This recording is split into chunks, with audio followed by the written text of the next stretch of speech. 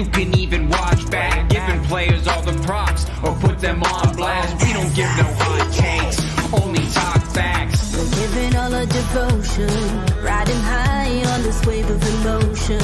Going all out, yeah, cause this is our time. No, ain't no stopping us till we reach the finish line. All in, we came here to win. We're gonna give everything.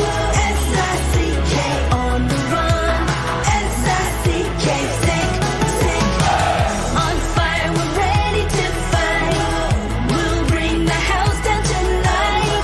S-I-C-K on the run. S-I-C-K, sick.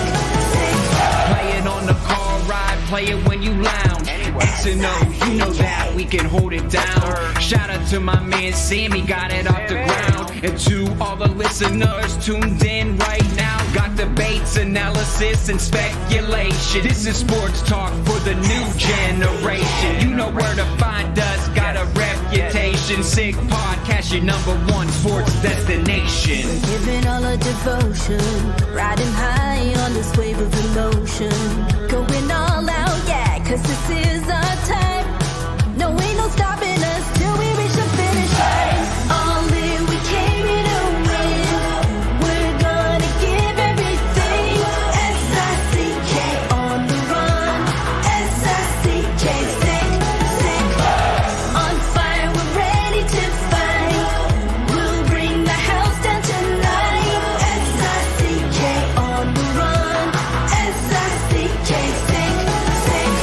S-I-C-K, it's the sickest podcast. Tune in for the audio, or you can even watch back. Giving players all the props or put them on blast. We don't give no hot takes, only talk back. S-I-C-K, S-I-C-K, S-I-C-K, S-I-C-K, S-I-C-K, S-I-C-K, S-I-C-K. All in, we came here to win. We're gonna give everything. S-I-C-K on the run. S-I-C-K, sick. S-I-C-K, it's the sickest podcast. Tune in for the audio, or you can even watch back. Giving players all the props or put them on blast. We don't give no hot takes, only talk facts. We're giving all our devotion, riding high on this wave of emotion. Going all out, yeah, cause this is our time. No, ain't no stopping us till we reach the finish line. All in, we came here to win. We're gonna give everything. S-I-C-K on the run. S-I-C-K, sick. On fire, we're ready to fight. We'll bring the house down tonight. S-I-C-K on the run. S-I-C-K, sick. Play it on the car ride, play it when you lounge. X and O, you know that we can hold it down. Shout out to my man Sammy, got it off the ground. And to all the listeners tuned in right now, got debates, analysis, and speculation. This is sports talk for the new generation. You know where to find us, got a reputation. Sick podcast, your #1 sports destination. Giving all our devotion, riding high on this wave of emotion. Going all out, yeah, cause this is our time. No, ain't no stopping us till we reach the finish line. All in, we came here to win. We're gonna give everything. S-I-C-K on the run. S-I-C-K, sick. On fire, we're ready to fight. We'll bring the house down tonight. S-I-C-K on the run. S-I-C-K, sick. S-I-C-K, it's the sickest podcast. Tune in for the audio, or you can even watch back. Giving players all the props or put them on blast. We don't give no hot takes, only talk back. S-I-C-K, S-I-C-K, S-I-C-K, S-I-C-K, S-I-C-K. S-I-C-K. Turn up your volume. Because you're about to listen to The Sick Podcast. With Tony Marinaro. 55 seconds left in the penalty, a minute and 27 seconds left in regulation time. Boston 4, Montreal 3.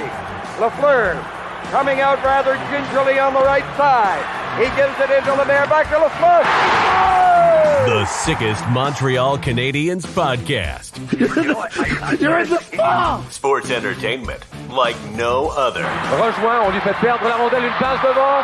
Et c'est le dégagement et ce sera la victoire des Canadiens. Stanley pour les Canadiens, leur 23e de l'histoire. You found the dogs! John, you found the dogs! He found the dogs! And all together, they work the young team to the top. And now, a 24th Stanley Cup banner will hang from the rafters of the famous Forum in Montreal. The Canadiens win the Stanley Cup. Brought to you by Energy Transportation Group. Driven to be different. La Vida TV. Embrace your true nature. And Playground, your premier gaming destination. It's gonna be sick.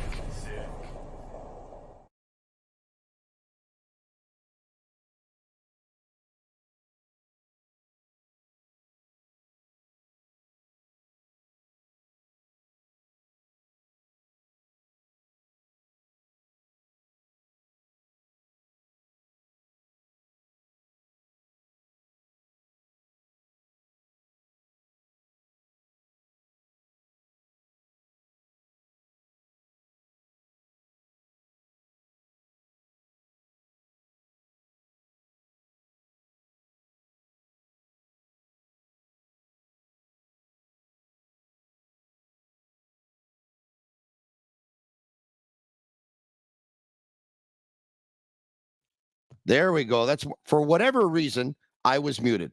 Let me start over. Bad start to the show. It's okay. I will redeem myself. All right. Marinaro, welcome to Sick Podcast on this Monday, October 23rd. The Montreal Canadiens go into Buffalo and surprise the Buffalo Sabres. Maybe you might use the word surprise. It's not like the Sabres are the Soviet Union either, but they beat the Buffalo Sabres by a score of 3-1. Some unusual heroes tonight. Justin Barron becomes the first Montreal Canadiens defenseman this season to score a goal. Brendan Gallagher scores a big goal, and Tanner Pearson scores a big goal on the power play to boot.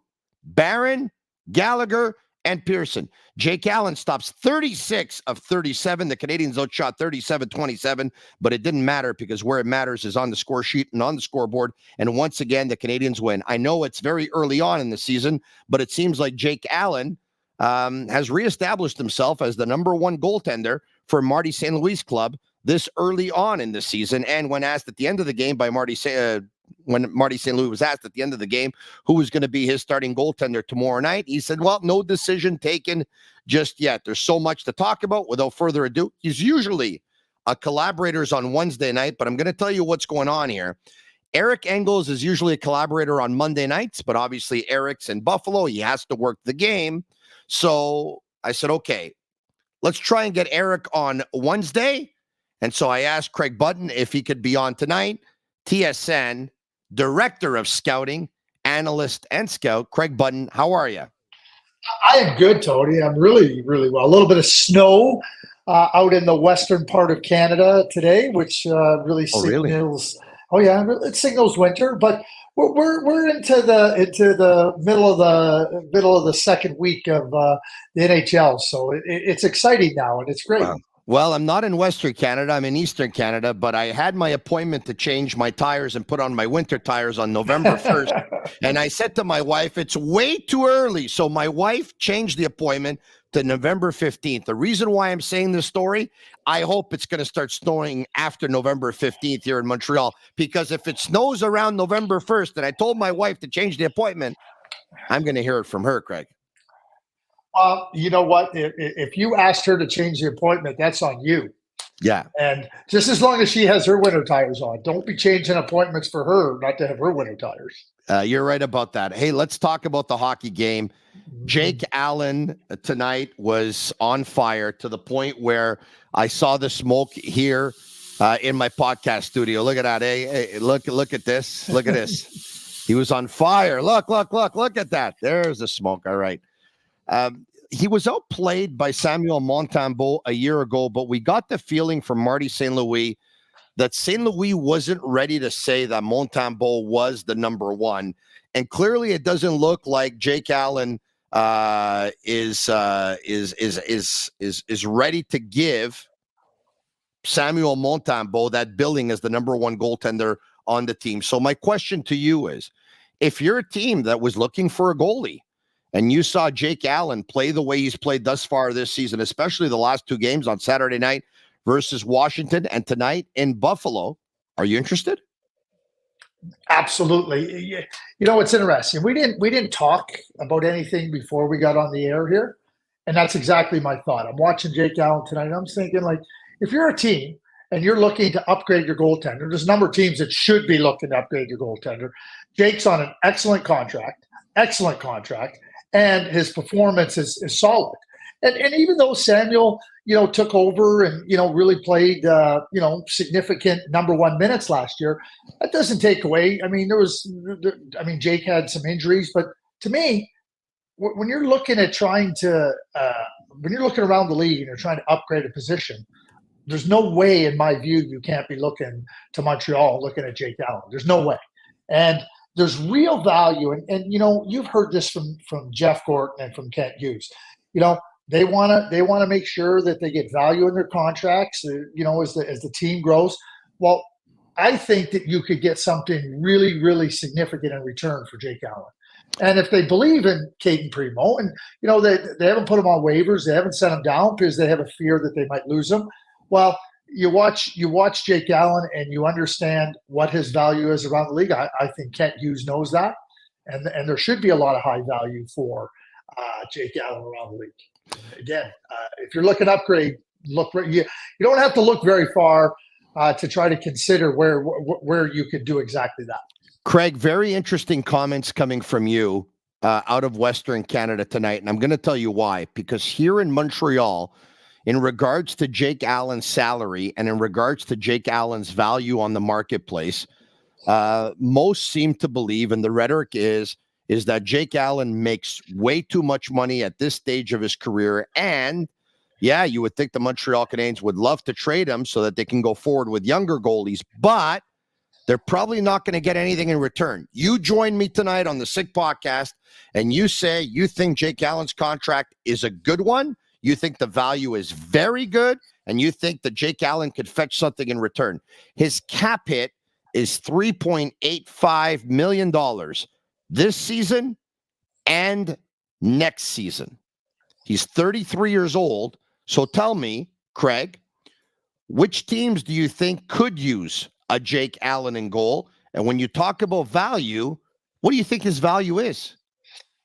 I mean, so there's value in the contract. I mean, I don't know how anybody can say he's overpaid. I have no idea how you can. He's not on a 7-year contract. He's 33 years old. He's got this year and another year left on a contract and a very, very solid cap number. Very solid cap number. And I don't think you're looking to bring in Jake to be a 55-game-a-year goaltender.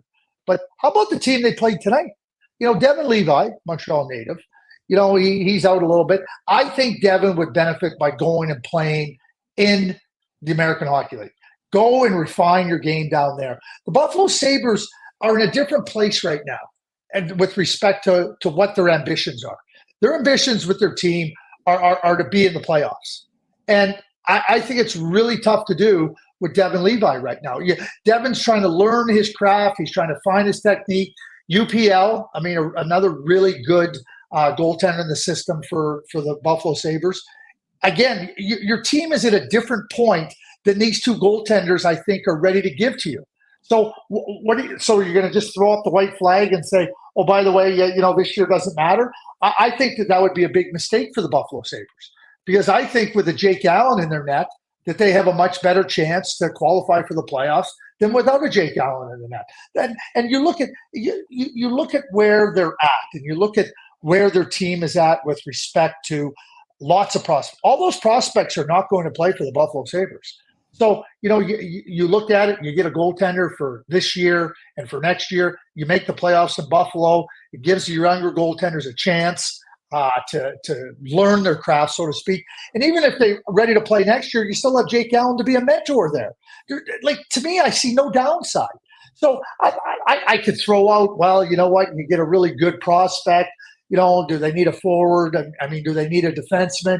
I mean, I think that there's any type of return that you could get, whether it be a draft pick, whether it be something that's really positive with respect to like a prospect that they might really be interested in at any number of positions. Because again, they have lots of good young players, but they're not all going to play for the Buffalo Sabres. So that's where you take advantage. And look at what did they give up for Alex Newhook? What did the Montreal Canadiens give up for Alex Newhook? A couple of draft picks. That's it, right? Because the Colorado Avalanche were looking to move along and whatnot. And I think a team that needs a goaltender, again, I mentioned Buffalo specifically, I think they would benefit greatly from having a Jake Allen. Not a Jake Allen, from having Jake Allen. Yeah, you asked me about Alex Newhook. We'll get to that in a second. But, reason number one why I'm not a general manager in the National Hockey League, Tanner Pearson and a third-round pick in return for Casey DeSmith. I knew that Casey DeSmith wasn't going to play here when they picked him up, but I'm not going to lie to you. I thought Tanner Pearson was done. I thought he was done. He scored his third goal tonight for the Montreal Canadiens, and he's a hardworking player. His wrists are obviously and hands are obviously now at 100%. There was some concern that they wouldn't be. He's got a real nice wrist shot on him. The two goals that he scored previous to this one tonight, real good wrist shots. He goes to where he has to go on that power play. And the last time you were on, we talked about the Canadiens power play, and you said, in regards to Alex Burrows, who's in charge of the power play, Alex, you need to play to the strengths of your players and design a power play accordingly, and you need to be better, period. I don't know if the power plays ever looked better than it looked on that play. That was unbelievable. Yeah, it did. The first power play of the game tonight, they had 0 shots. It didn't look very functional at all. The second power play looked really good. They didn't, Caulfield missed on the short side high. They had a couple of other good looks. But the way that they were moving the puck and trying to look for opportunities to get into position to get a good shot off.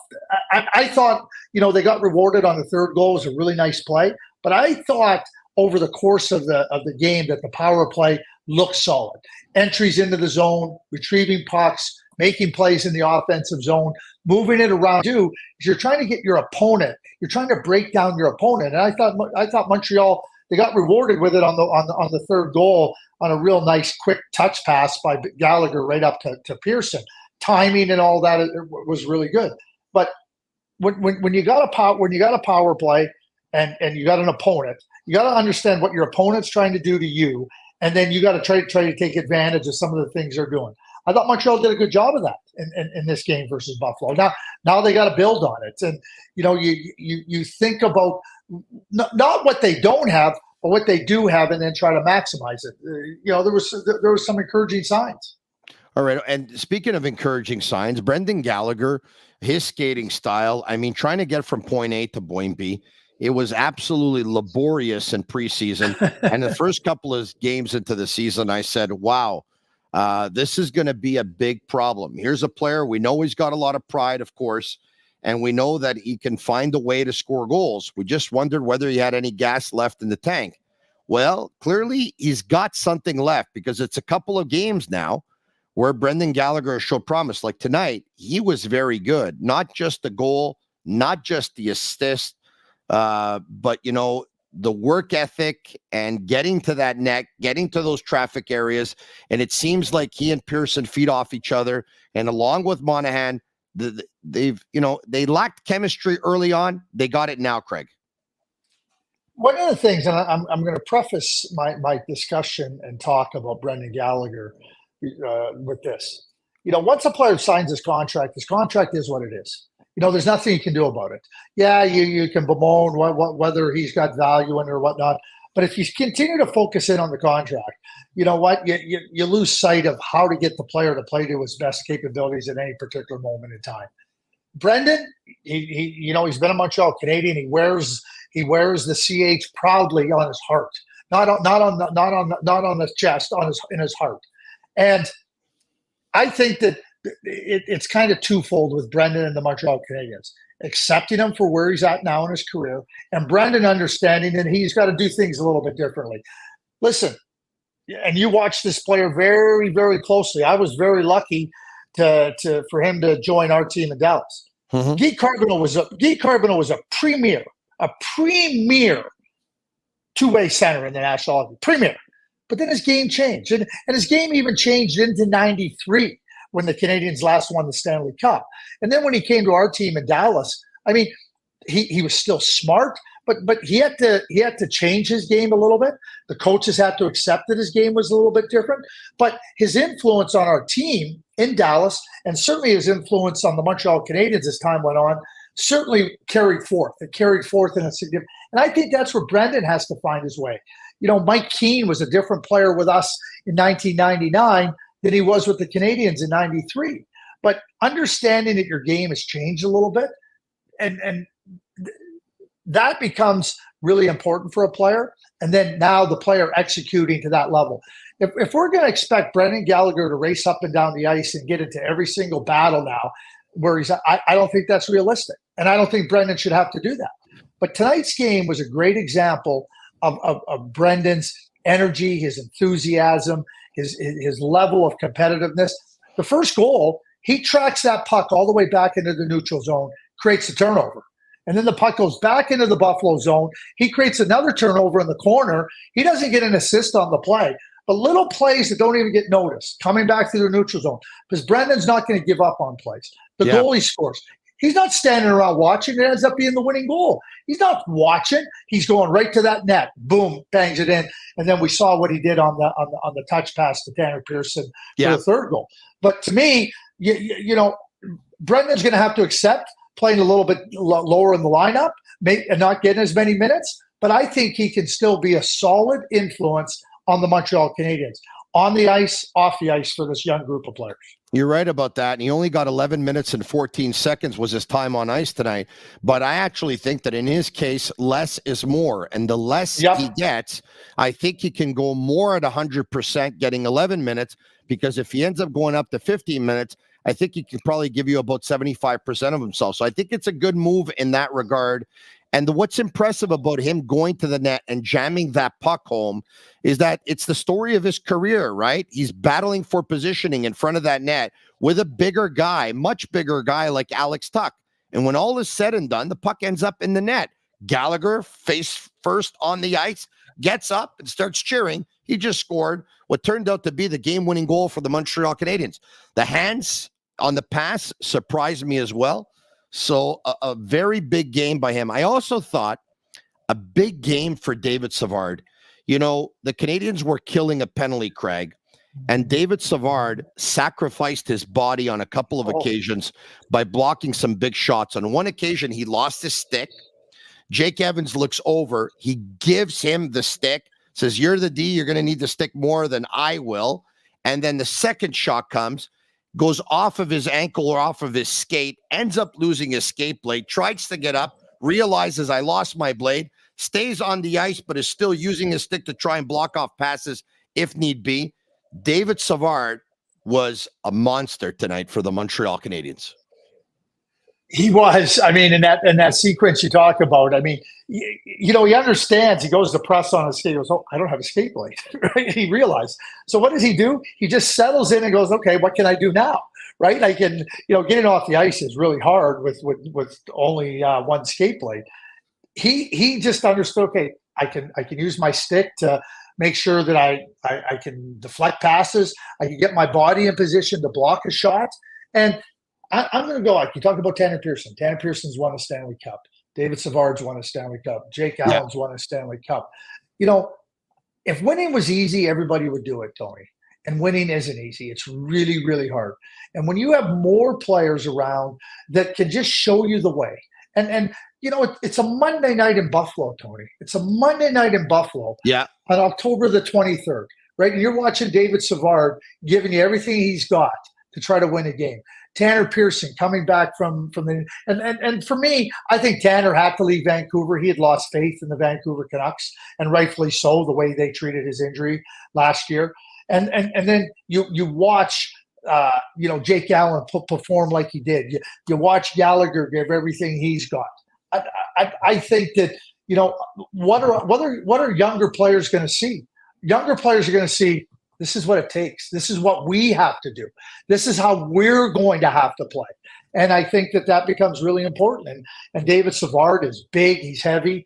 And I look at teams around the league. We're only October 23rd. We're only beginning. We're just coming to the end of the second week of the regular season. The third week begins tomorrow. There's a lot of teams I look at that could use David Savard. A lot of teams that could use David Savard. But what he's doing for the Montreal Canadiens right now is really significant and really important. And certainly it was on display in this win in Buffalo on a Monday night. So the podcast goes weeknights at 10 p.m. And when the Montreal Canadiens play a game, the podcast usually starts, 15 or 20 minutes after the game. So it kind of serves as a Montreal Canadiens, an unofficial Montreal Canadiens post-game show per se.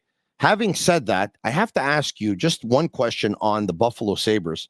What in the world is wrong with them? I mean, they've been in the cellar for over 10 plus years. And if they would be in the cellar again, maybe a lot of people wouldn't be surprised. But last year, contrary to what's happened in the last 10, it looked like they took a step, maybe 2 steps forward. Now, 5 games doesn't make a season, but this Buffalo Sabres team is not in sync.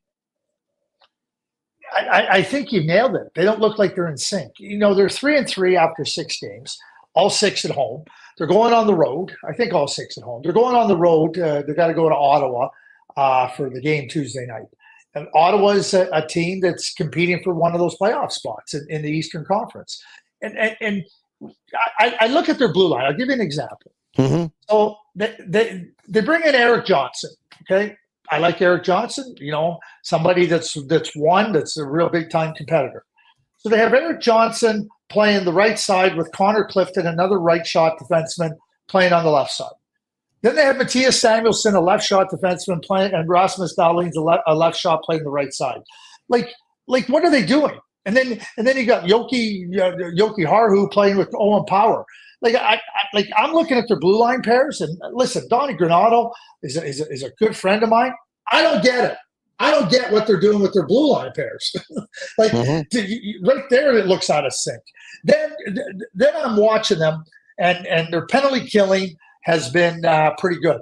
Their power play has been awful. I mean, the goal that Jeff Skinner scored, you could ask Jake Allen from now until the end of time. He'll say, yeah, I should have that one. Their power play wasn't very good. Tage Thompson, everybody knows in the league now, take away Tage Thompson, right? We're not going to let you get the big shot off, big boy. And to me, your term, they look out of sync. They look out of sync offensively. They look out of sync in terms of their – and it's not like their numbers are terrible. They're terrible on the power play. They're okay. But if you want to be a good team and you need to get in sync. You need to be crisp. You need to be really – speed comes from being coordinated and everybody knowing, hey, listen, I'm there. Get me the puck. We're moving in unison.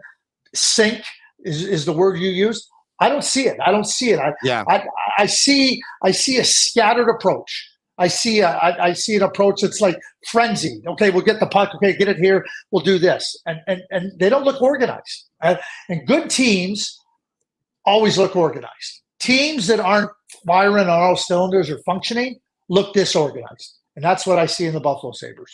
Now, to be fair, there's a couple of kids that I would have liked to have seen, but they're out with an injury. Quinn is one, Savoy is the other, and of course Zach Benson. Those are 3 kids would have loved to have seen in the lineup, but they're all out. And what is it? Benson's day to day, Devin Levi's day to day, and Savoy. I'm not so sure how long he's out, but it looks like Jack Quinn is going to be out for a while, right? They are stockpiling some assets there. There's some interesting players in that organization. There's some talent. There's no question there is. But Tony, I'm going to go. Not all of them are going to play for the Buffalo Sabres. There's no way all of them can play for the Buffalo Sabres. You have Olsen. You have Skinner on a long-term contract. You mentioned Savoy. You mentioned Benson. What are you going to do? Put out a team of all 5'9" players? Good luck trying to win in this league. Brian Murray, the late Brian Murray, said, "Yeah." He goes, "Yeah, we can have a lot of good little players. And if we got a lot of good little players, we'll just be a good little team. Good little teams don't win in this league. They don't win in this league. So, yeah, they're stockpiling talent. They're and maybe you can trade them. And I think you can. But all those guys are not going to play on Buffalo. And if they all do play on Buffalo, Buffalo's not going to be a serious contender. Interesting point you make. It was, I don't know, about a week ago, I believe, that I took calls here on the Sick Podcast, and a gentleman called, and I talked about a missed opportunity in drafting Michkov. And a gentleman called, and he said that Michkov would have been a terrible pick. And I said, why? And he basically said something to the effect of, you can't win in the playoffs with a small team. And I said, well, I agree with that comment, but, you know, you don't have to keep all your small players. You just end up keeping the best ones. And he basically said, well, Nick Suzuki, Cole Caulfield, and Michkov, that would be too small. Add to that, Alex Newhook. But, you know, you didn't have to make the deal for Newhook if you knew that you were going to grab Michkov. So my question to you is, at what point is small too small? So if I would have, on 12 forwards, how many forwards would you have that are 5'11" or under? How many is too much? Well, it depends what position they're in too. The smaller your team is on the wall, the harder it is to win in this league. Like, because you got to be able to play on the wall, you got to be able to get off the wall inside against big defensemen. So again, like you look at Braden Point. I'll ask you this question, Tony. I'll ask you the question. I know the answer. Tell me how many 5'10" number one centers there are in the National Hockey League. 5'10". So that's under 5'11". 5'10". The only guy I could think of is Point.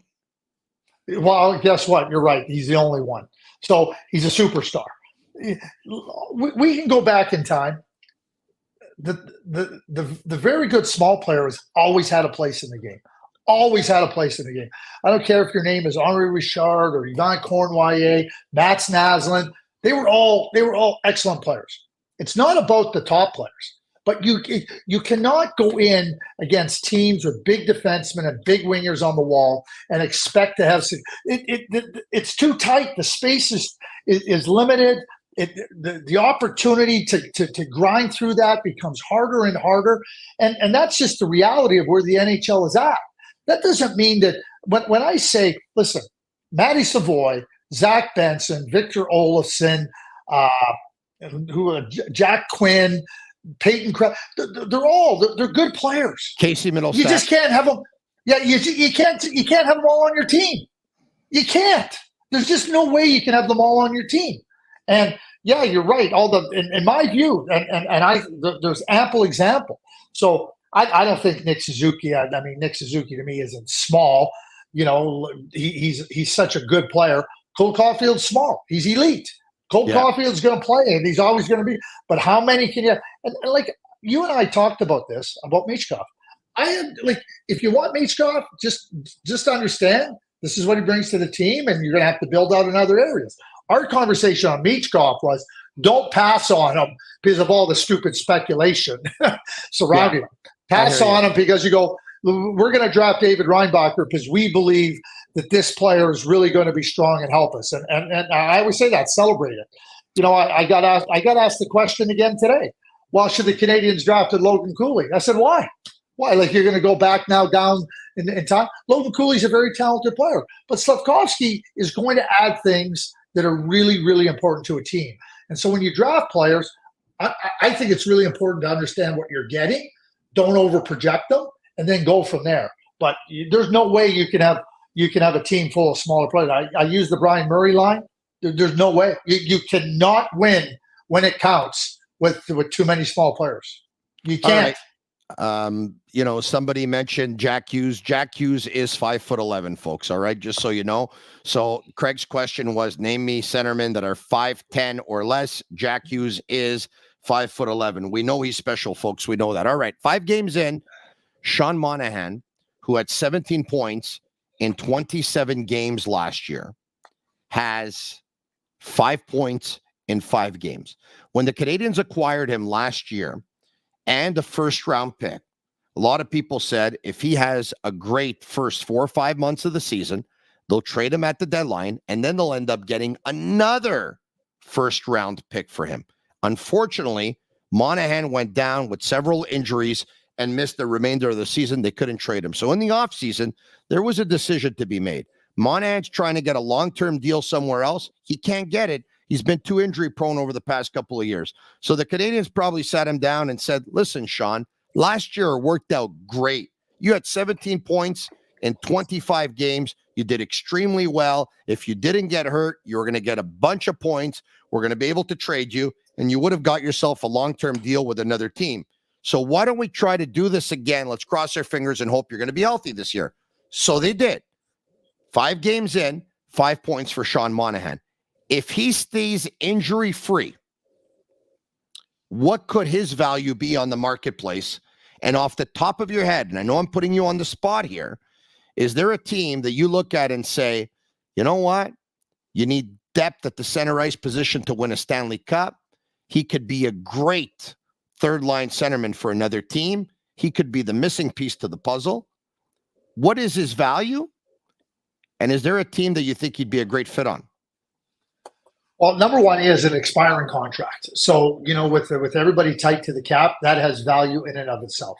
A healthy Sean Monahan is a good Sean Monahan.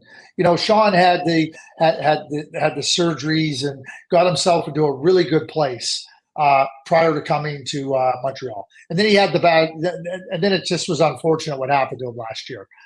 To me, he can do so many things for your team in a lot of different areas. Kill penalties, take face-offs. Even in the course of a season, he's been good on the shootout in his career. He's a smart player. And to your point, he's not that number 2 center. He's not a top 2 line player anymore, but he can play on your power play. He can slide in there and give you a scoring threat on the power play. So when I look at Sean Monahan and I look at where he could Ivan Barbashev got traded last year for Zach Dean. Zach Dean was a first-round draft pick. So to me, you're looking to fill in a specific area of your team.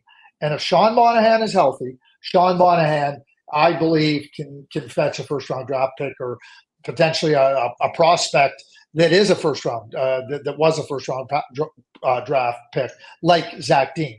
Zach Dean was 2 years advanced, goes to San Jose, or goes to St. Louis, excuse me. But Sean, I think, could fit a lot of different teams. Boston right now, I know they got Matthew Poitras there, and he's playing very well and everything. They lose Krejci, they lose Krejci and Bergeron. That could be a team that he could go in and fit in nicely to.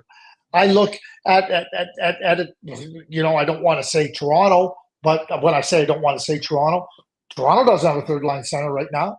I think that he could go and fit into a third-line center role in Toronto. I think that he's exactly the type. Didn't Brad Treliving draft him in Calgary? Oh, right about that. Knowledge there right now. A little bit of knowledge there. And the Toronto Maple Leafs are looking to try to be a better team come playoff time. I think a healthy Sean Monahan helps you do exactly that. Those are 2 teams that I mentioned. The other place that might be a good spot for him are the Winnipeg Jets. When you think, they started Perfetti there, but I don't think they're really committed to Perfetti there. And I think that, Sean on a 1 year left on his contract, that might be another good spot for him to end up in. And, I don't think Colorado, I don't think Vegas, those teams are ones that really where he fits. But I just named 3 teams that I think that he would improve their lot in the center ice position. And obviously it goes without saying, he's got to be healthy. But when he's healthy, he's a solid player. Couple more for you, and then we'll let you go. I saw a stat today that really surprised me. I would have never thought that Juraj Slafkovsky would come up as a faster skater than Alex Newhook. Maybe it's an unconventional style of skating. Maybe it's I don't know what it is. I was shocked to see that stat. Well, okay, so you see that's from the new that's from the new NHL Edge stats, right? That is correct. Yes. Yeah, so the game, it's nice. We get these how fast the player is and everything, but the game isn't. You're not measured on how fast you skate. You're measured on how fast you get to the right places at the right times. And if you wanted to put a stopwatch on Mark Stone, you would go, oh my God, Mark Stone, why is he even in the league? And I just bring up Mark Stone because he's a brilliant thinker, the pace that he plays with. And, one of the things that, you're right, he's big, he's powerful. I mean, he's a big, big, big young man. And the way he moves, I think it might be deceptive when you're watching him with the eye. And I think it's good that we have this type of data to kind of say, hey, he's faster than he may look to the eye. And, Alex is a little bit smaller. He looks like he might be, a little bit speedier to the eye. But now we can put the measure to it and say, yeah, but it's not all about skating fast. I mean, Connor McDavid is not the fastest player in the league in terms of straight speed. But when you combine his skating and his processing ability, nobody is faster than Connor McDavid in getting to the right places at the right time all the time. No, you're right about that. Okay, now 5 games in, we've had a chance to see Samuel Montembeault on 2 occasions. We've had a chance to see Jake Allen on 3 occasions. We still have not yet seen Caden Primo. I know a lot of people don't like this situation of 3 goalies up with the big team at the same time. Tomorrow night, they're playing their second game in as many nights. It's 3 games and 4 nights, travel included. Chances are, because of that, they're not going to come back with Jake Allen, who played on Saturday and who played tonight. So the question is, Montembeault was backing up Jake Allen tonight in Buffalo. Caden Primo stayed behind with the goalie coach, and they worked together today. What does that tell you? And what would you do for tomorrow night's game versus the New Jersey Devils? Well, New Jersey's a really good team. And, Montreal's coming off a win. I like the idea of leaving Caden behind and then maybe getting him ready to play in the game. He doesn't have to travel, doesn't have to be there. He can do a lot of the work off the ice. But at the same time, I think we talked about this last week, Tony, but maybe the idea is, Caden's going to back up tomorrow. Jake, you know what? You're going to get a well-deserved day off. Fly back, sleep in. You don't have to worry about a game day routine. We'll see you at the rink. Come by. Have a toasty up in the lounge if that's what you fancy. And maybe Caden backs up tomorrow, and then he gets ready, gets into the warm-up rhythm. That's important, I think. And then he plays the Canadiens next game, not the one against New Jersey, but the one after that. All right. That's what I would be thinking about, Tony. That's how I would be thinking about this.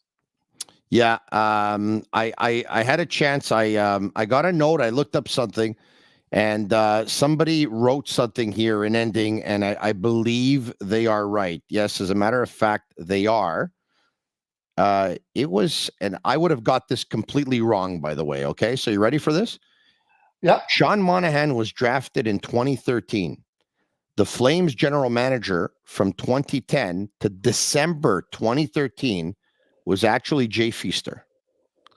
He was the general manager when Sean Monahan was drafted. After Feaster, it was Brian Burke for about 6 or 7 months. And then after that, starting in April of 2014, it was Brad Treliving. So Treliving's first year scouting with as general manager of the Flames was in 2014. Monahan was a 2013 pick, so he was a draft pick of the Jay Feaster administration. So fair enough. Those are the facts, and that's I would have got that wrong too. By the way, I thought. It's okay. Yeah, no, but it's good. It's good. It's good that thank you for that correction. But Jay Feaster watched Sean Monahan up front and up close, or not Jay Feaster. Brad Treliving watched Sean Monahan up front and up close for the majority of his career in Calgary. And if anybody would know Sean Monahan, like what he could add to a team, where he can fit into a team. You're right. Not only on the ice, but off the ice, it's Brad Treliving. You're absolutely. And that's how I should have framed it. Yeah, no, you're absolutely right about that, because Brad Treliving obviously was the general manager of the Calgary Flames for 9 years, from April of 2014 to April of 2023. So yeah, he's the guy that knows Sean Monahan better than anyone else. Hey, this was a lot of fun. So Caden Primo tomorrow night? Game after. Back up. Caden tomorrow. Caden back up tomorrow. Jake Allen takes the day off. And then in the game after, Caden plays and Jake Allen backs up. Okay, I got it. So hold on a second. So it's late for me. Montembeault plays tomorrow. Montembeault plays tomorrow, and then Caden Primo plays in Columbus on Thursday. Yeah, and Caden backs up tomorrow. Caden backs up tomorrow. Yeah, Caden gets into the pregame routine. He gets into the game routine, day routine. Hey, here's what we're going to do. You're going to get into the warm-up. You're going to, get a feel, sit on the bench, be ready to go Thursday. TSN hockey scout and analyst Craig, you're fantastic. I'll talk to you soon, my man. Thank you. There you have it. Craig Button. This guy's outstanding. All right. Thank you for your time.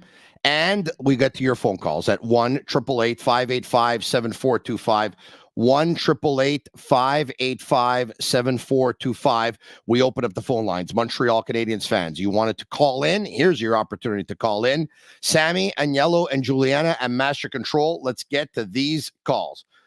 Some text coming in. Monahan is a cheap man. Leafs have a history of trading for vets. Mike Anton says Montembeault tomorrow. Dave says, I'd always say it all depends on the interest of other teams for Primo. If there's some serious interest, you don't play Primo. If there's no interest at all, then you can play him. Others, Festivus says, no way Primo ain't playing Thursday. I doubt it. Corey says, just got on. You better be singing, praising Galley. Yes, I am. And Corey, don't tell me what I better be doing on my podcast, right? I'm my own boss now. This is the beauty of what I do. All right. I'm my own boss. I do what I want. I say what I want and how I want. And you don't have to tell me what to say. I'm my own boss. It's a beautiful thing. But thank you for your message anyway, I guess. Thoughts on Joshua Roy lighting it up? I want him to continue lighting it up with the Laval Rocket. And at one point, when, his development and that he's not going to go on any better and that he's continuing to do it, then at that point, he can come back and he can get the call up with the Montreal Canadiens. As much as you rip Galley, he's playing great, Corey. Yes, Corey, you made that clear to me that you wanted me to praise Galley. Corey, here's the deal. When I criticize Galley's play, it's because he's played bad and he looks bad. And when he plays good, like he did tonight, then I praise his play, okay? Don't make it look like I criticize Gallagher's play when his play is great, because I criticize his play when his play is not great. All right? More fair than me, you don't get. Where are we going exactly here? Where are we going? This guy's telling me what I have to say, and then, it's because you always be quiet. All right, we're going to, why don't we take calls? Okay, let's do that. You called. Presented by Playground. You called presented by Playground. 1-888-585-7425. 1-888-585-7425. 1-888-585-SICK. 1-888-585-7425. Where are we going, Sammy? You let me know. Right. I just sent Sammy a message. This way he can send me on the chat where we're going exactly. We'll take calls and we'll take messages. The more you want, you send them in. Boom. Sammy will bring them up. You want to call? I'll take your calls. You don't want to call? I wrap it up. Bonsoir la visite. Salut. Bon match. Good night. And we'll talk to you again tomorrow. That's the way it's going to happen. All right. Sammy brings up a call. I have no idea who's on the line. Rich in Connecticut. Hey, this is Rich in Connecticut. Yeah, what's going on? How are you, Tony? Very good, you? Good, I'm doing well. Hey, I have a question for you. You mentioned last week, I believe, that the Canadiens would take their next step when they had another player that can score kind of along the lines of Cole Caulfield. And I was just curious what your thoughts are about the Canadiens going after somebody like Connor Garland, who's on the block. Vancouver's looking for defensive help. Yeah, to be able to do something. And, you got a guy that's a proven scorer. He's 27 years old. He plays right wing. Just wondered what your thoughts were about something like that. Yeah, know him well because I used to work with my buddy Chris Nyland, and Chris Nyland is Connor Garland is Chris Nyland's godson. as a matter of fact. Well, yeah. But based on what and Connor Garland's put up, a couple of years where he's put up goals in this league. And 1 year he had like 22 goals in 68 games. But based on what Craig Button just said, the makeup of your team, and we had this call from a gentleman last week who said you can't win with a small team. And I said, well, you can try and stockpile. If you have several small players, you keep the best ones, and then you'll trade some of them. But based on having Newhook, Suzuki, and Caulfield, who are 5'11" or less, Caulfield's 5'7", not to mention Brendan Gallagher, are you going to add Connor Garland to the mix now? I think at that point, the balance of your team would be way off. You'd be too small. You think? The law of physics would say that you're too small. All right, fair enough. It's 12 forwards. 12 forwards that you move forward with. 4 lines in the playoffs, 12 forwards. Suzuki. Yep. Gallagher. Suzuki, Gallagher, Caulfield, Newhook, and Connor Garland. You'd have 5? Yeah, Suzuki, right. Caulfield, Gallagher, Newhook, and Connor Garland. There would be 5. That would be too small, I think. Good player, though. I appreciate it. Yep. But I think it would be too small. Thanks for taking the time. Thank you so much. All right, there you have it. That was Rich in Connecticut. Lines are open. 1-888-585-SICK. 1-888-585-SICK. Gotta go to the bathroom. I'm drinking way too much water, man. Damn. Jack, what's going on? How are you, Mr. Tony? All I'm going to say is the Canadiens need the better defense. Until they get better defense, they will not win a cup. Hold on a second. I know this voice. This is Jack from that beautiful establishment on Crescent. Right? That's where you come party all the time. That's where you're going to be. My girl likes to party all the time, party all the time, party all the time. Right on. What a beautiful song. I'll see you on my birthday, November 18th. And I'll see you at the Big Dome reunion party this Saturday at Plaza Centreville with Aniello Cavallaro. As a matter of fact, yes. I am going to be there on Saturday night. On Saturday night, I'm going to watch the Montreal Canadiens and versus the Winnipeg Jets. And as soon as that game is over, I'm making myself over to that establishment for the Dome reunion. That's the only place to be on Saturday night. Then November 18th, you'll be hosting my birthday party at Jet Nightclub. Oh, wow. My girl wants to party all the time, party all the time, party all the time. Remember who sang that song? Eddie Murphy. You're absolutely right, my friend. Okay, so what's your point here? What's your point? Jack, what's your point? The last time I saw you, we were at the Jet, what's it called again? The Jet Club, what's it called? Jet Nightclub. The Jet Nightclub. We were there. Give my regards to the owner, by the way. Seems like a great guy. You and him set me up a couple of drinks, and I shouldn't say this, but we were partying it up with some wrestlers from the WWE. Remember that? 100%. 100%. Who knows who's going to be appearing on my birthday? What special guests will be flying into Montreal Taylor Swift? On my birthday? Taylor Swift and Travis Kelce, or what? No, bigger than that. A lot bigger than that. Drake?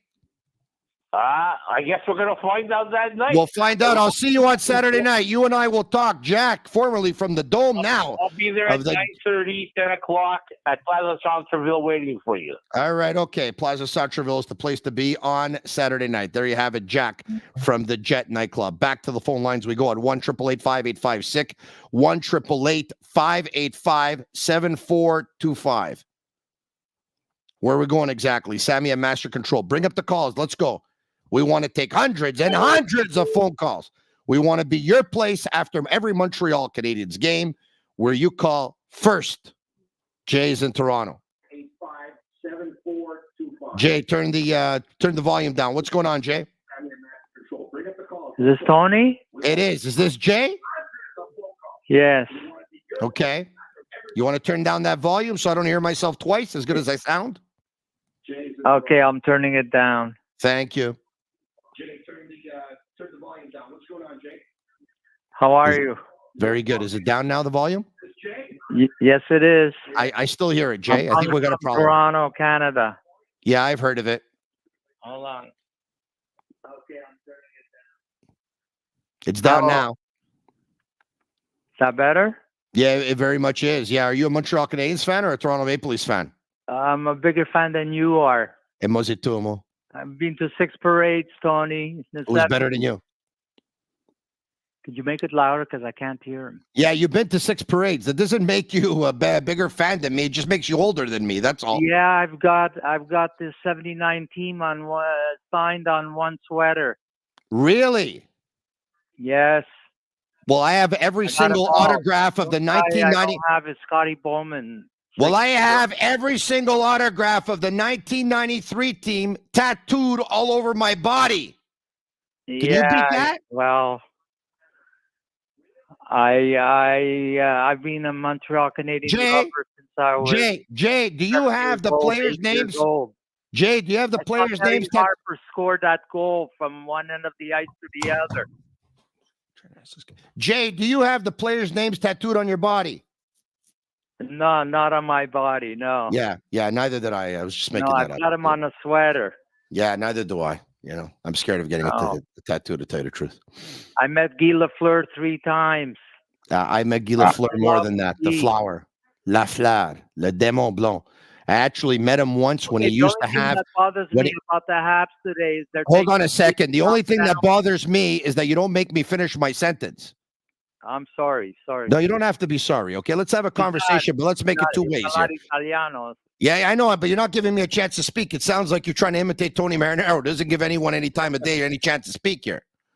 But I met Guy Lafleur several times, one of which was at a restaurant that he used to own, which used to be in Rosemere. Right.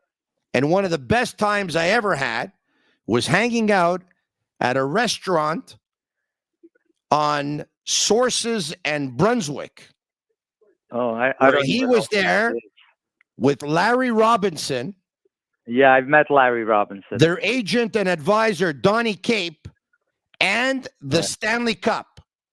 And I was there, and my oldest son, Anthony, was there. And I sat down at the table with Donnie Cape, Larry Robinson, Guy Lafleur, me, my son, and the Stanley Cup. Wow. And we talked for 1 hour. I wouldn't have slept. And we talked for 1 hour about those Canadiens teams of the 70s. Yes. And hockey in general. Today, I'll never forget. I took my 2 sons. Lafleur came down to Toronto about 12, 13 years ago. He did a signing at a place called Frozen Pond. Is that right, eh? And and I took my 2 sons. They were 7 and 10 years old or so. Yeah. And I took them down for a signing, and they wanted like $30 for a signature. And $40 for a signature on the hat or the sweater, whatever. We stood in line for an hour and a half waiting. Yeah. I didn't have that much money on me, so I just wanted my sweater signed by him. I understand that. But let me ask you something, Jay, though, in ending, with all due respect, okay? Yes. Like, I'm taking calls about the game. Like, you're calling to talk to me about the 70s, your autograph, your shirt, your fan, your socks, your underwear, your hockey cards. What are we talking about here, Jay? What are we talking about? What do you think about these stupid penalties they're taking on the offensive? Tonight, it's not an issue because they won the game. I know, but it is an issue. It is an issue. They have to play defense. They got to kill penalties. I understand. You think they're going to make the playoffs this year? Be realistic. Do you think they're going to make the playoffs this year? Yeah, I think they will. Well, then, you know what? If you think they're going to make the playoffs, they're definitely going to have to cut down on some of those penalties. Jay. Yes. You want to know what the best thing about Toronto is? I'm not crazy about Toronto. First of all, I hate the Leafs. I think that there's too much talking about the Leafs here. They make them look bigger than they are. I think they're really soft on the back end, the Leafs. Jay, and I didn't ask you about the Jay. Yeah. I didn't ask you about the Leafs. My question was, you want me to tell you what the best thing about Toronto is? You're talking to me about the Leafs. Why am I'm talking oranges and you're responding bananas? I understand you're in Toronto. Okay, we're maybe not on the same wavelength and stuff like that. You understand? You know what the best thing about Toronto is? What? The 401 back to Montreal. Jay, I got to go. Kevin is in Halifax. Kevin. You're right. Yeah, I know I'm right. Kevin in Halifax. Kevin, what's going on? Kevin, are you there? Hello. Hello. Hey, Tony, what's happening, man? Is it me you're looking for? I can see it in your eyes. I'm looking for you. I can see it in your smile.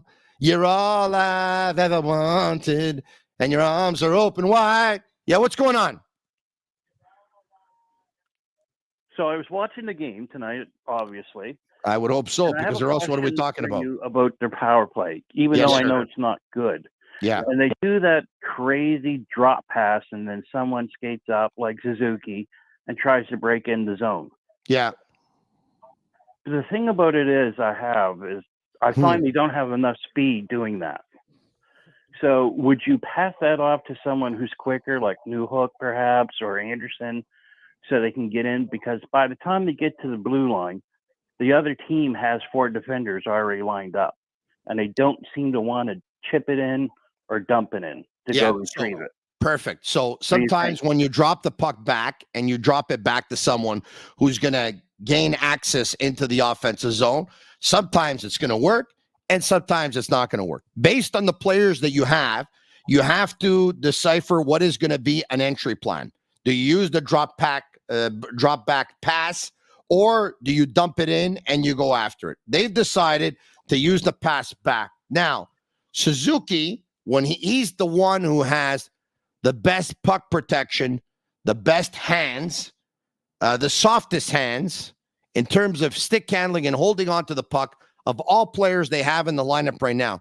So he doesn't need to enter with a tremendous amount of speed. A guy like Newhook can use his speed to enter into the zone. So I think I've answered the question. At least I hope I have. The drop pass, for the most part, though, a lot of teams know that a lot of teams use the drop pass and they set themselves back and they know how to be able to set up a wall at their blue line to actually stop it from happening, stop access into the zone before it happens. So at that point, what you have to do, if you might not be able to stick handle your way in, you have to chip it by the players in front of you, and then you have to send the guys in to go and get it. Thank you for your call. We'll continue to go to the phone calls at 1-888-585-7425. It's 1-888-585-SICK. Marinaro, I drank way too much water. I need to go to the bathroom. I don't know if I'm going to start doing the show with a catheter or a urinal under the table, whatever, but I got to go. And to tell you the truth, I should go, because in 2 minutes, it's going to be 11 o'clock. We'll have been on for an hour. But because I'm feeling it, and because I get the feeling that my audience, you, my sick army, you, my sick community watching, want a little bit more, I don't want to leave. Anthony in St. Hubert. Oui, allô? Oui, allô? Vous avez appelé le Sick Podcast. C'est qui parle? Tony. Vous voulez parler à Tony? Vous voulez parler à Tony? Could I please speak to Tony? Yes, 1 second. We're just filtering the calls because we have 5 calls on hold, okay? This is Anthony in St. Tony calling me. Is this Anthony in St. Hubert? Yes. Okay, we'll get to you in 5 seconds, okay? 5, 4, 3, 2, 1. Marinaro, the Sick Podcast. We're going to Anthony in St. Hubert. Anthony, what's going on? Yeah, ciao, Tony. How are you? Hey, very good, Anthony. Very, very good. Sorry to keep you waiting there. Sorry about that. No problem. No problem. Hey, I just wanted to ask you, have you noticed the past few games that they've been struggling on the breakout from the defensive zone? Yeah. Somebody. The breakout pass. You're saying we're talking about the breakout pass, the first pass out of the zone. Well, yeah. Have you noticed that they've been outshot the past few games? I have, yes. I've noticed that a lot of passes are not tape to tape. I noticed that they're having a big problem with possession. I've noticed that, yes. But as a matter of fact, look, they were outplayed tonight for big spurts of the game, but Jake Allen came up big. You could only go so far with that. You could. We did it with Carey Price, but honestly, when you're in the defensive zone, you have to get out the puck as soon as possible. And I feel like they're having a struggle with that. And I don't know if it's because the D's they're young and experienced, but I just feel like as the season goes on, I think they're going to be bombarded with shots. Yeah, Anthony, how much a goalie could do. I really hate to do this, okay? Bear with me for a second. I'm really going to need your cooperation on this one, okay? No problem. This is an extreme circumstance right now, what I'm going to tell you, okay? I really need to go to the bathroom, but I want to continue this call with... I'm serious. But I want to continue this call with you because I think this is the most interesting call that I've received so far tonight. Okay? All right, no problem. Can I put you on hold with Agnello? Yeah, no problem. I'm going to put you on hold with Agnello right now, and I'm going to come back to you in about a minute, okay? Yeah. Okay, you're on hold right now. All right.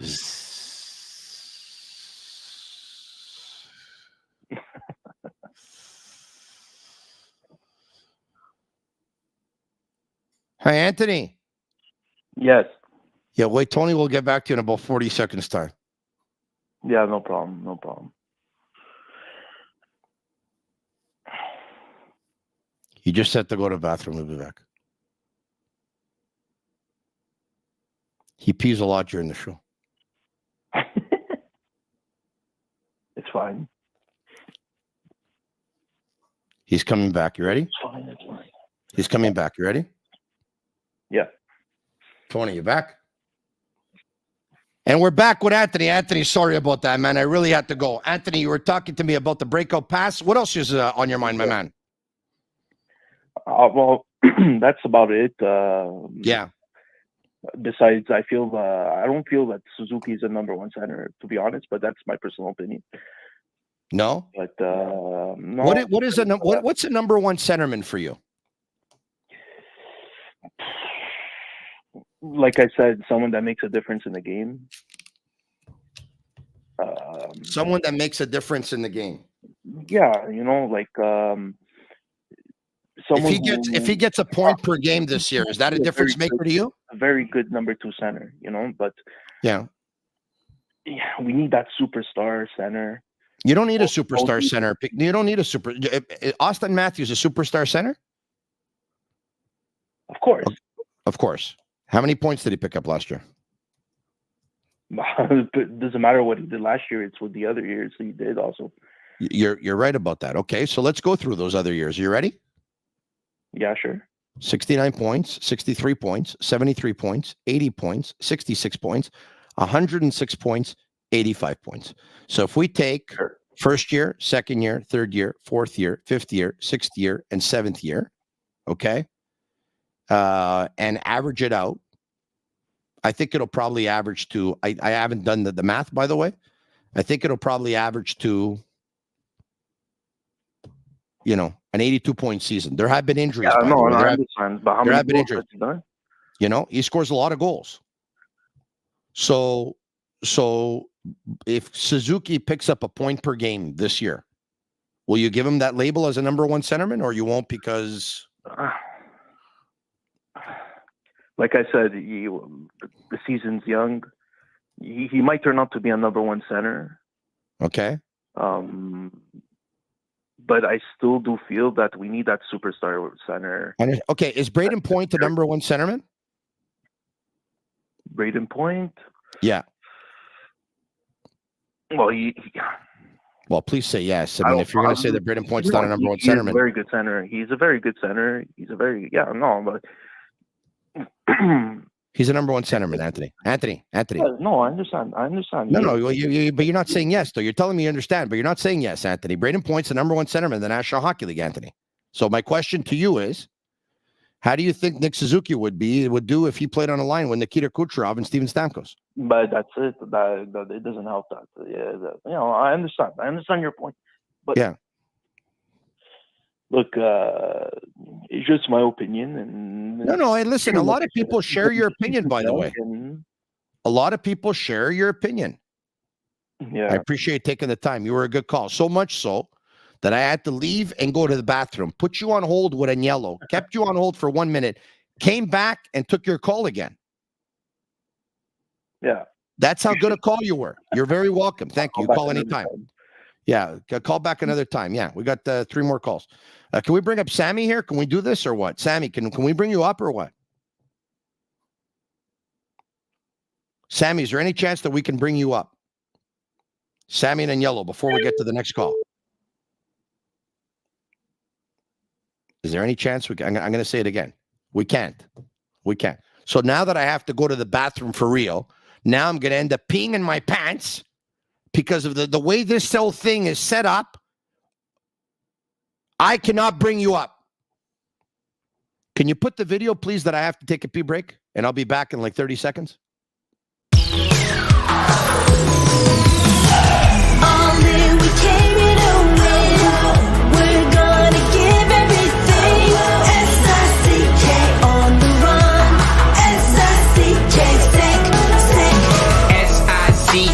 It's the sickest podcast. Tune in for the audio where you can even watch back. Giving players all the props or put them on blast. We don't give no hot takes, only talk facts. We're giving all our devotion, riding high on this wave of emotion.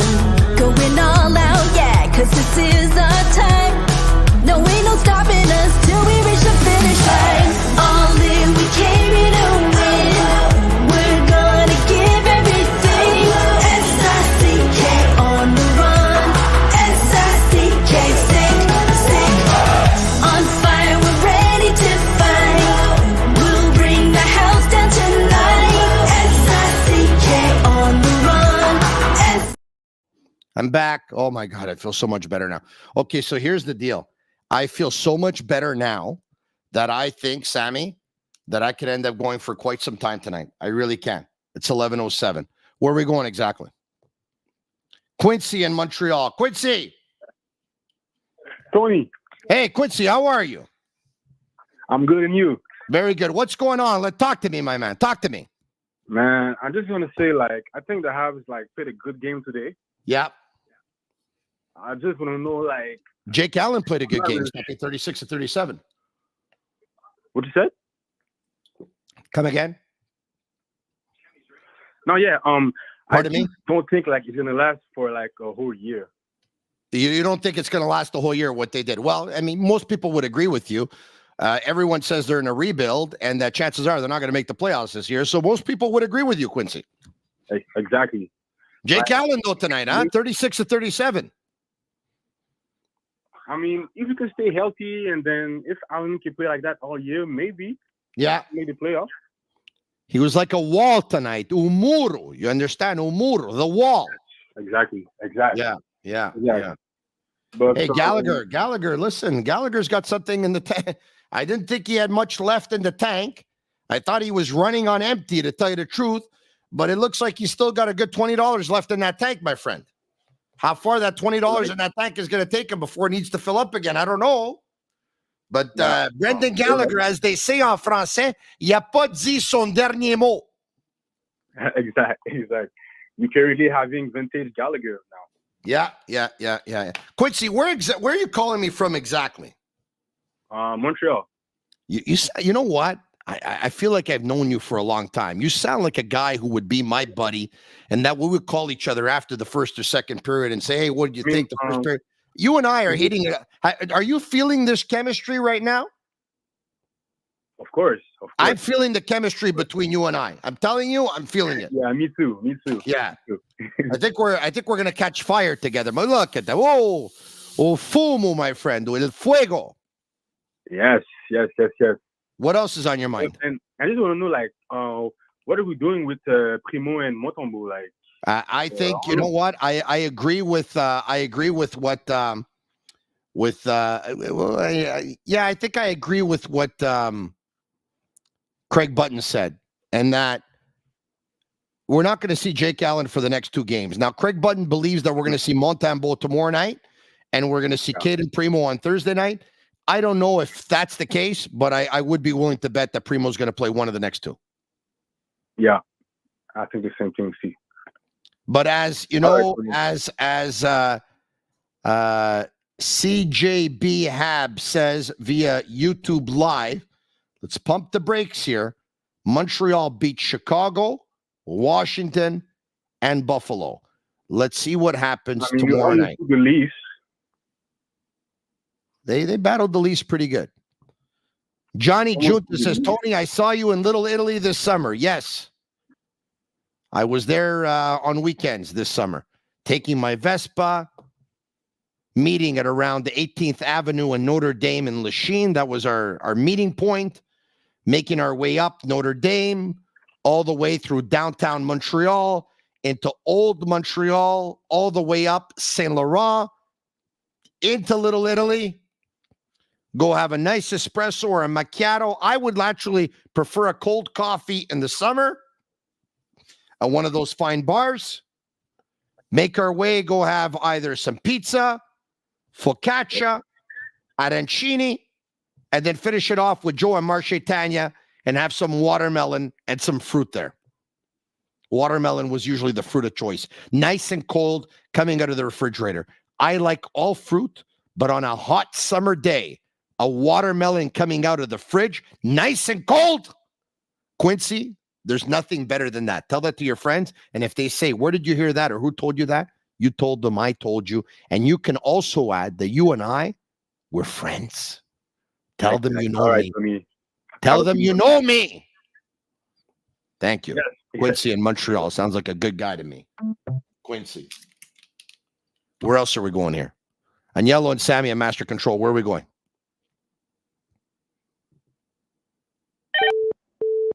Yeah. Chris is in Whitehorse. Hello, Tony. Big fan of the show.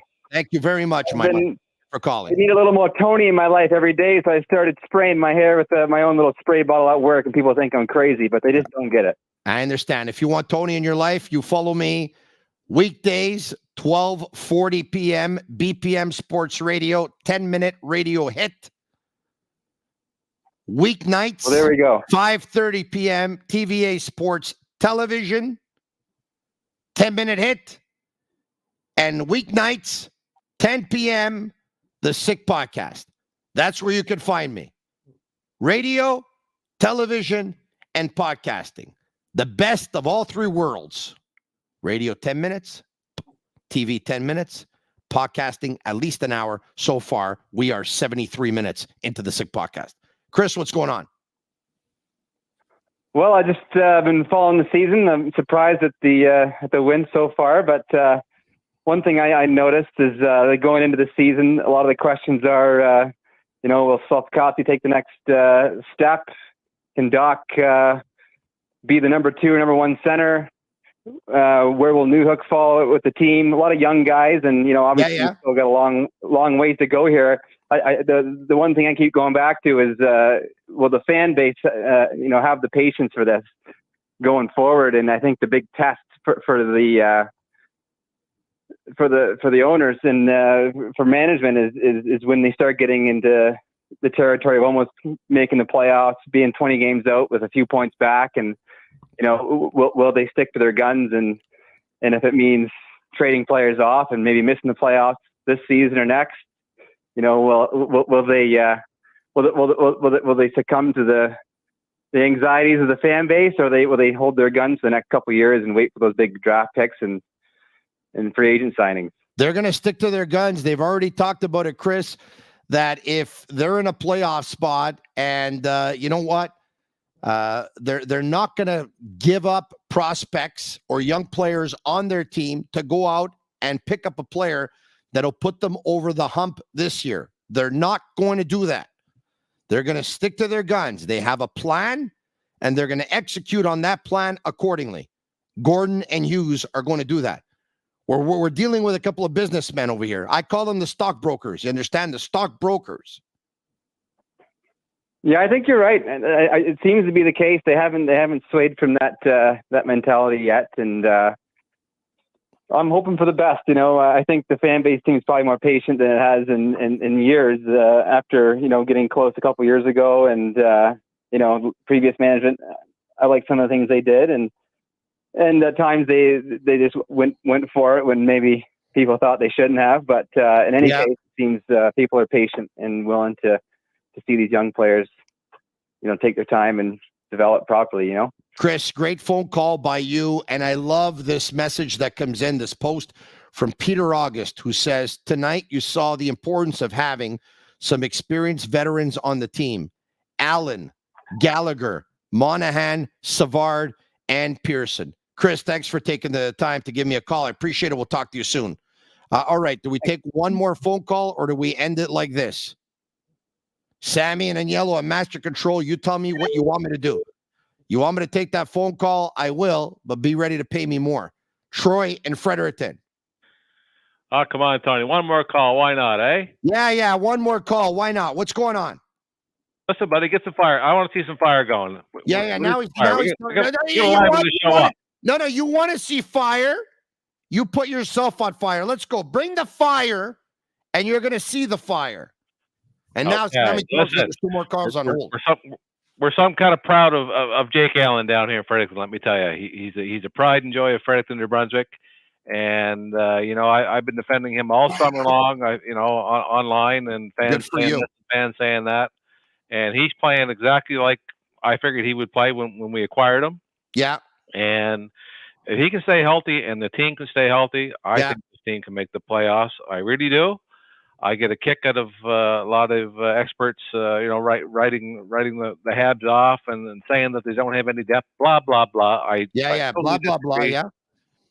I think we have a hell of a lot of depth in the organization, and this team, they're a young team, and they're showing it by, maybe being outshot, but I like how they're playing. I like how they're playing in their own zone this year, Tony.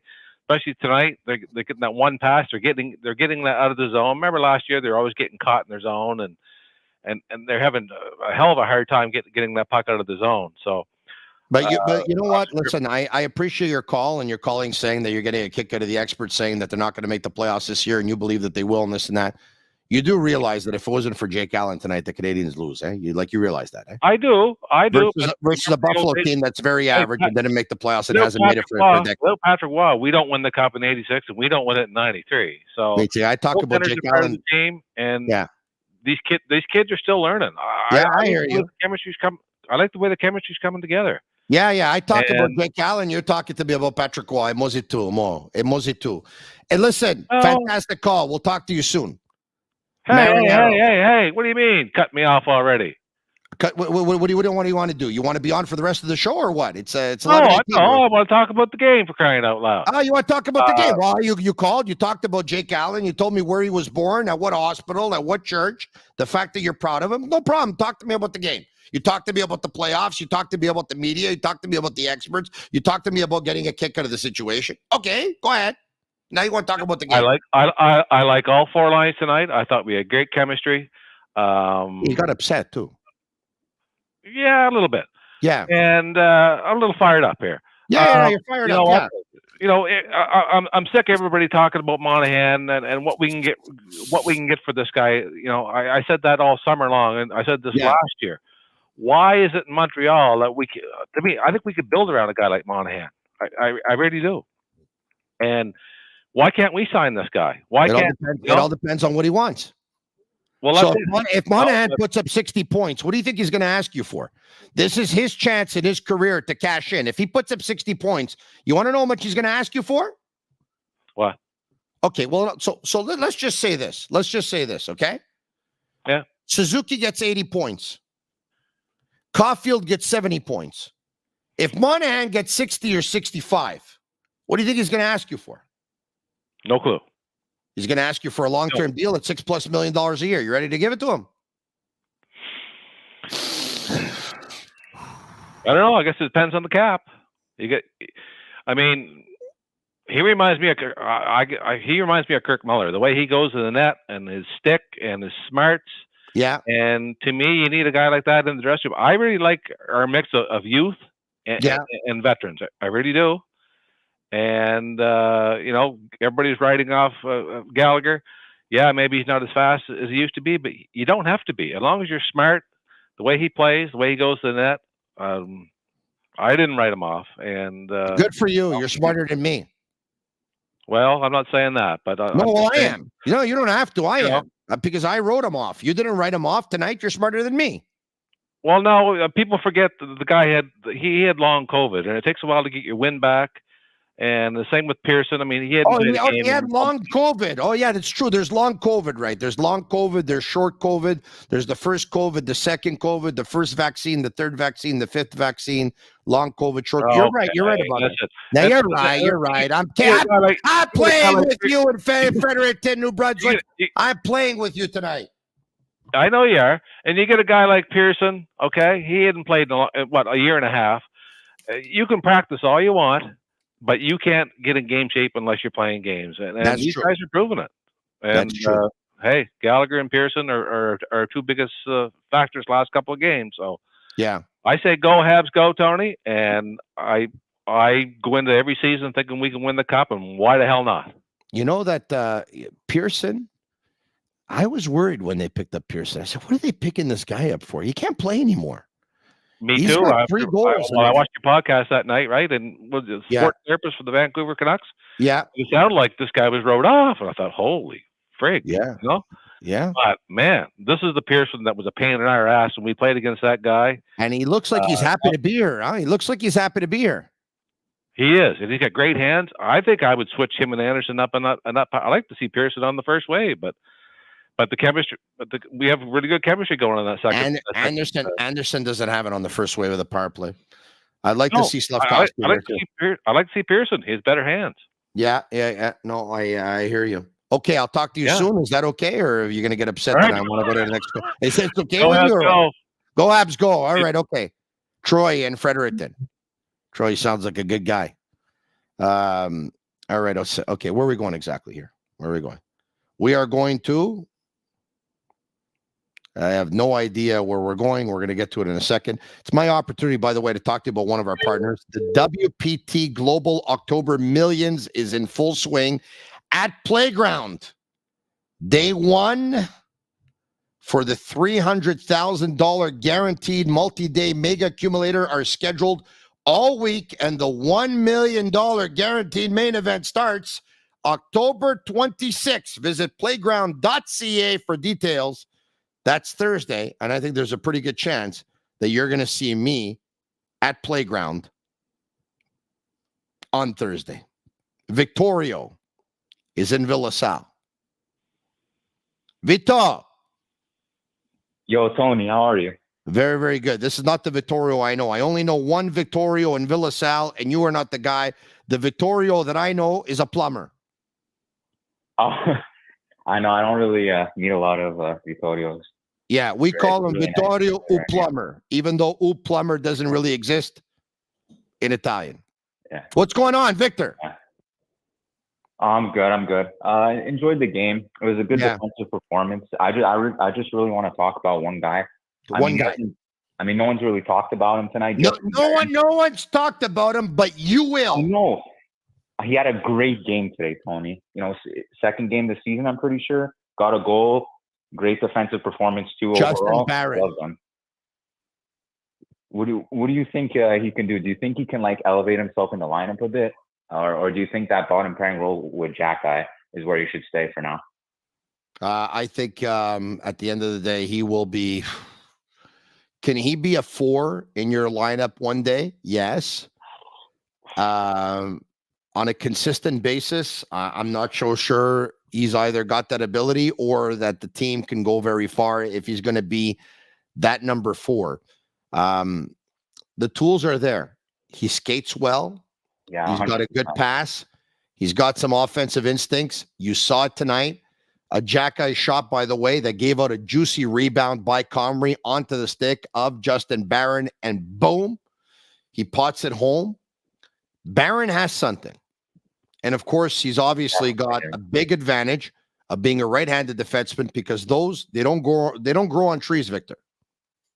No, you know what? I know. We are 85 minutes into the Sick Podcast with Marinaro. Nobody's brought up Barron. Nobody, but you brought him up.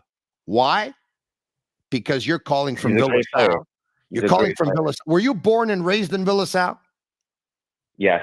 We are a different breed in Villasal. Do you understand? Are you mountainside or no one compares to us, Tony? Yeah. Are you mountainside or beachside? Where are you calling me from exactly? Mountainside. You are a mountainside. Okay, so chances are we're in the same neck of the woods, right? Around, yeah. You know where Octagon Library. Pardon me? Library around there. The Octagon Library. Yeah, the Octagon Library. I know very well where it is. Yeah, it's off Dollar and right next to and close to Sally and stuff like that. I guess, right? Yeah. Perrin, is there Perrin there or Payan? Is there one of those streets there? Which one is it? Yeah, it's one of those streets. Yeah, one of those streets. Yeah, we're not too far exactly. You know where I live? Don't say it, by the way, if you know. Do you know where I live? No, I know you live maybe near the Aquadome. Near the Aquadome. Yes, you don't drive around in Villasal trying to see. If you see me sitting down on my gallery or whatever, nothing. You don't do that. Tony, I still don't have my license, Tony. You don't have your license. I have a lot of people driving by and they're honking all the time. Beep, beep, beep, beep, beep, beep. Victor and LaSalle. Victor, you call again. I want you to be a regular on the Sick Podcast with Marinaro. You want to know why? Because we got to about, I don't know how many different calls. We are 86 minutes into the show. Nobody asked about Barron. You brought him up. You, Victor, you brought him up. I want you to call all the time, Victor. Victor, I want you to call all the time, Victor. Thank you. I'll try and call maybe this week. I just wanted to highlight Barron because you want to highlight him offensively. I think prospect-wise, I don't know where he's going to be in the next couple of years if these guys like Reinbacher, Mailloux, and Hudson pan out. I understand that. I don't know. Yeah, he's going to be our sixth. Yeah, but Mailloux, right-handed defenseman, Reinbacher, right-handed defenseman, Lane Hudson, left-handed defenseman. Great call by Don Vito Corleone. Thank you, Tony. Have a good night. Thank you, Vito. Was a very polite young man, too. Very, very polite. Good guy. Very good guy. I want to thank, some of our sponsors, one of which is Energy Transportation Group, a leading full-service logistics provider serving all of North America, driven to be different. Mike Cinquino, Sean Gerard, David Grassi. Spoke to Sean Gerard briefly last week. He said, Tony, I love when you bring up my name. You know who loves it even more? His wife. His wife loves it when I bring up his name. So Sean Gerard, I just brought it up 3 times. If your wife's happy, you can thank me. And brewed in Quebec and a winner of a dozen international awards, Bittt Tibi offers quality microbrewery beers made with premium ingredients for everyone's taste. Bittt Tibi, embrace your true nature. A couple of days ago, I was at the IGA Extra on De Laurentides in Laval, pardon me, IGA Extra, De Laurentides in Laval. Why am I always thinking LaSalle? And I was there for 2.5 to 3 hours, 2 p.m., close to about 5 p.m. There was some beer tasting going on, some samples there. People were trying the beer. And you know what? The cases were just flying off the shelves. I'm telling you, everyone that came and tried the beer, the cases were flying off the shelves. It's that good. Give it a try. I'll be at an IGA Extra again in a couple of weeks from now. You come see me. We'll talk sports. We'll talk Habs. You are my Sick Army. You are my Sick community. For Agnello and Sammy and Master Control, the Montreal Canadiens go back at it tomorrow night when they host the New Jersey Devils here, of course, in Montreal. And when the game is over, a couple of minutes after that, at 10 p.m. Eastern, I'll be back live. Same time, same place. For Agnello, Sammy, and Juliana at Master Control, they're Cavallaro. Me, I'm the guy often imitated, never duplicated. The one, only, original, Sick. I'm Marinaro. And that's a wrap. Hope you don't miss us too much until next time. Follow the Sick Podcast with Tony Marinaro on YouTube, Instagram, Facebook, Google Play, and Apple Podcasts. The Sick Podcast. is brought to you by Energy Transportation Group, driven to be different. LaVie.tv, embrace your true nature. And Playground, your premier gaming destination.